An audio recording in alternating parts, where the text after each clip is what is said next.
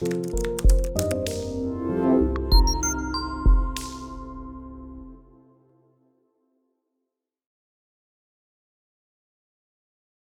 all have a database, and that can be a database. This right here, this is your CRM. For many people that don't have a CRM, this is your database, right? You have this here where you can use. So you have to clean your database. Very important. A lot of people, there's so many changes.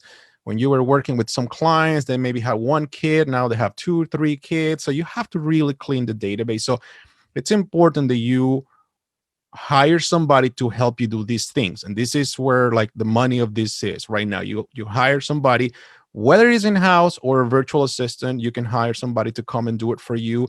And then they organize the leads that you currently have, ABC, hot, cold, warm, however you want to put it. They also let you organize your past client, right? Are these past clients, are they buyers? Are they sellers? They were investors? They were renters that they potentially going to become buyers at some point. So you have to break it down specifically, because if you're going to send an email, a piece of marketing to somebody about downsizing their house, but the wife is pregnant, that message is, it's a wrong message going to these persons, right? So break it down where it needs to be, where for the content that needs to be created. Very important. Like this is just like number one thing that you need to do. Then you want to be updating their profiles, right? You will update the profiles. Maybe they got married, as I said, they have now more kids. So you got to learn a lot of these things. And where do you learn these things? Well, that's why we have social media, right? There is Facebook, there is Instagram. People love to post things that they do, things, vacations they went, places they visited, restaurants they like to go. I mean, you want to see people say like, hey, we're going back to our favorite restaurant, right? Now you have a reason to send them a gift for a referral they'll send you. They just gave you the information, their favorite restaurant sometimes. So have somebody kind of go through social media and see what they've done, see what they like to do.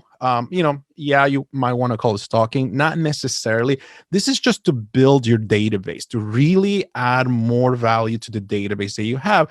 So when you call, hey, Tristan, good talking to you. Hey, man, I saw you were last weekend eating at this restaurant. How was it, right? You have now a subject of conversation that so many people, they just call and say, hey, do you have any referrals for me? Yes or no. And people get sick of that. I mean, let's be honest. You can only, how many calls you can get from somebody asking for referrals doesn't work. So, right, my virtual assistant, it's exactly what she's been doing for us. So it's just cleaning the database, putting all this information, following up with people, where they are, documenting they have more kids, they got a dog, doing all this documentation. So when you are talking to them, like you will talk with any other lead, you want to sound knowledgeable, right? That's very important that you have knowledge of what is happening.